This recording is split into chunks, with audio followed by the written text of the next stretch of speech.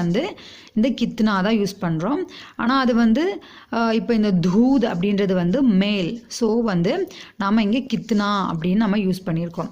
இதே இங்கே ஃபீமேல் வந்திருக்கு அப்படின்னா, ஃபீமேல் வேர்டு அப்படின்னா நம்ம கித்னி அப்படின்னு யூஸ் பண்ணுவோம்.